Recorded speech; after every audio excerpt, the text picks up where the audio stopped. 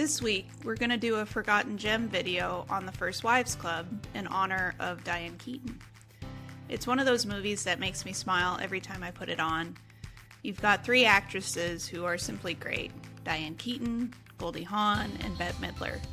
Each funny, expressive, and completely different. On the surface, it's this sharp comedy about revenge and reinvention, but underneath, it's really a story about friendship. The kind that carries you through heartbreak, change, and some of the hardest moments in life. What I've always loved is how distinct the three women are. As a young woman, you could easily find one you connected with. For me, it was Diane Keaton's Annie. A little nerdy, a bit of a people pleaser, the stable one. And yes, sometimes a doormat.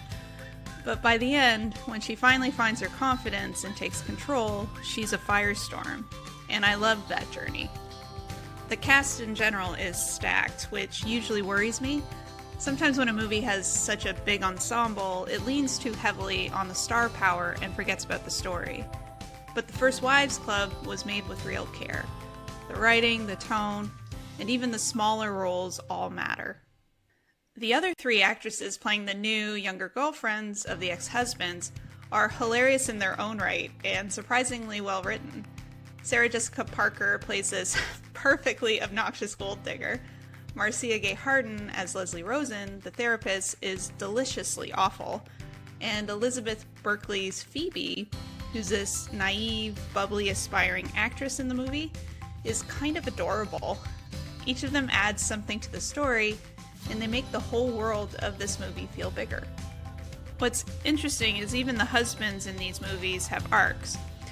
I mean, two are jerks, no question, but one is very redeemable, and that balance makes the movie feel more honest. It's not just about payback or anger, it's about growth. The women aren't trying to destroy anyone's life, at least by the end of the movie. They're reclaiming their own. And honestly, it's still funny. I rewatch it every so often, and even though I know exactly what's going to happen, I still laugh. I mean, there's the break-in scene. The yellow of the taxis, the blue, but who cares about blue?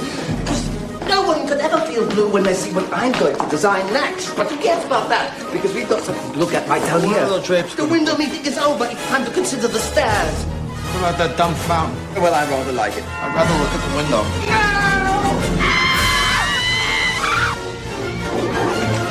Oh my God! Is that Elise Elliott? Elise, you look great! You look great! And then there's the iconic moment for at least me in this movie is when Annie just goes berserk on her therapist. Free closure. Yes. I'm sorry, but that is not what this is. Well, Annie, no, Annie, you are not helping us out here. Now, I am sorry that this Well, so has am I. happened this way. I am very sorry I ever met you, and I am sorry that I allowed myself to love you for all those years. I'm sorry I did nothing but be there for you every minute of every day and support you in your every move! I'm sorry!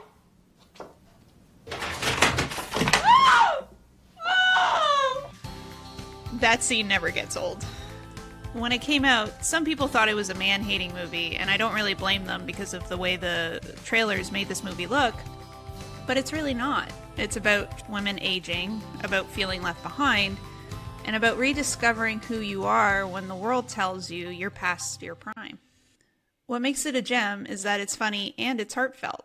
You walk away feeling lighter, but also inspired, reminded that friendship and self-respect don't have an expiration date.